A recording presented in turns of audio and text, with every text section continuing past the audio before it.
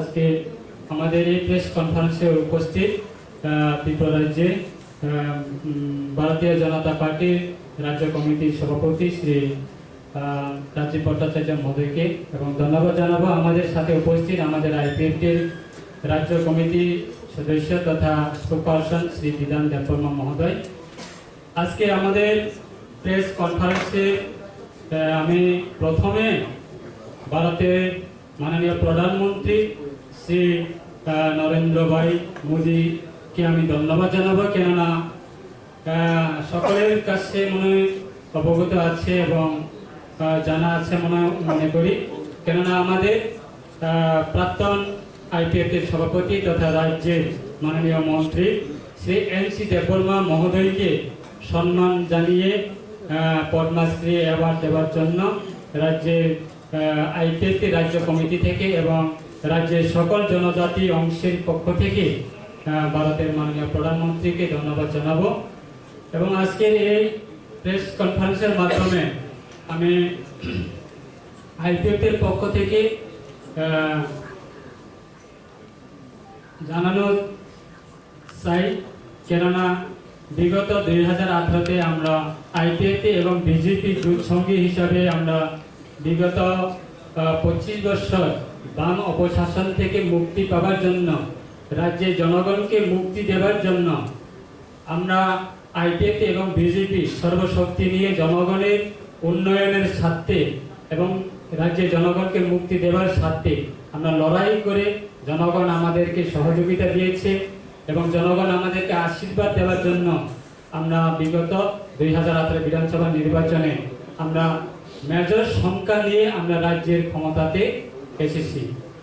আজকে বিগত 5 বছর আমরা পূর্ণ হয়েছি এবং এই 2023-এ আমাদের আইপিএফটির সিদ্ধান্তে, আমার ব্যক্তিগত সিদ্ধান্ত না, আমাদের আইপিএফটিতে বর্তমান আছে আমাদের মন্ত্রী তথা আইপিএফটির সভাপতি শ্রী প্রেম কুমার রিয়াং মহোদয়ের নির্দেশে এবং আইপিএফটির রাজ্য কমিটির সম্পাদক শ্রী প্রশান্ত দেববর্মা মহোদয় ওনার নির্দেশে আজকে আইপিএফটি রাজ্য কমিটি এবং কেন্দ্র কমিটি নির্দেশে আজকে আমরা আইপিএফটি এবং বিজেপি জোটের মাধ্যমে আমরা প্রেস কনফারেন্স করছি, কেননা আসন্ন 2023 ত্রিপুরা বিধানসভা নির্বাচনে আমরা পুনরায় বিজেপি এবং আইপিএফটি জোটের মাধ্যমে আমরা লড়াই করার জন্য আমরা সিদ্ধান্ত নিয়েছি এবং এই সিদ্ধান্তকে আজকে আমরা আমাদের প্রেস কনফারেন্সের মাধ্যমে সকল সাংবাদিক বন্ধুদের মাধ্যমে আমরা রাজ্য জনগণের কাছে আমরা এটাই জানানোর জন্য আমরা প্রেস কনফারেন্স করেছি। তাই আমাদের যে সিদ্ধান্ত আজকে নিয়েছি, রাজ্যের 60টি বিধানসভা আসনের মধ্যে আমরা গত 2018 বিধানসভা নির্বাচনে আমরা আইপিএফটি 9টি আসনে আমরা লড়াই করেছি। সেই 9টি আসনের মধ্যে আমরা 8টি আসনে আমরা জয়ী হয়েছি এবং আজকে প্রেসের মাধ্যমে আমি জানানোর জন্য প্রস্তুত, আসন্ন 2023 বিধানসভা নির্বাচনের জন্য আমরা বিজেপি এবং আইপিএফটি জোট মাধ্যমে আমরা 60টি আসনের মধ্যে আমাদের আইপিএফটির 5টি এসটি রিজার্ভ সিটের আমরা লড়াই করব বিজেপি এবং আইপিএফটি জোটের মাধ্যমে। সেই 5টি আসনটি আমি ডিক্লেয়ার করব।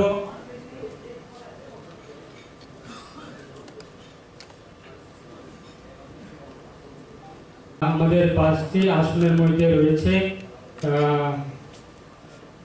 24 রামচন্দ্রগড়, 12 কাকরজলা, 60 কাঞ্চনপুর এবং 38 জোলাইবাড়ি আর 26 আশ্রমবাড়ি। এই 5টি আসনে আমরা আইপিএফটি এবং বিজেপি জোটের ক্যান্ডিডেটের মাধ্যমে আমরা আইপিএফটি এবং বিজেপির যারা বিরুদ্ধে আছে তাদের বিরুদ্ধে আমরা আইপিএফটি এবং বিজেপি জোটের মাধ্যমে আমরা প্রতিদ্বন্দ্বিতা করব।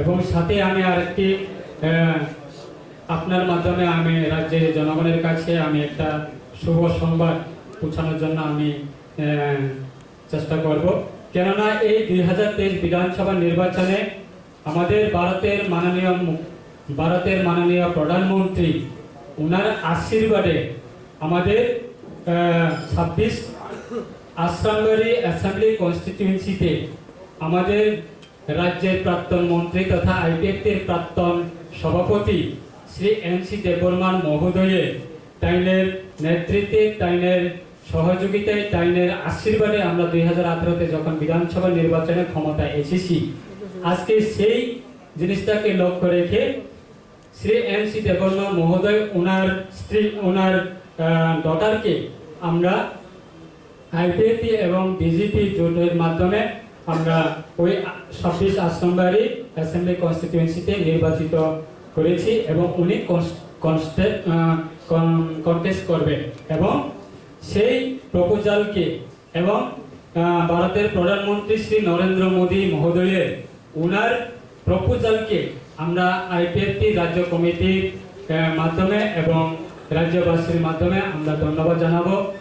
এত আমাদেরকে আশীর্বাদ দেওয়ার জন্য এবং এত আমাদেরকে সহযোগিতা দেওয়ার জন্য আমরা আইপিএফটি তরফ থেকে পুনরায় আমাদের ভারতের প্রধানমন্ত্রী শ্রী নরেন্দ্র মোদী ভাইকে আমরা ধন্যবাদ জ্ঞাপন করছি।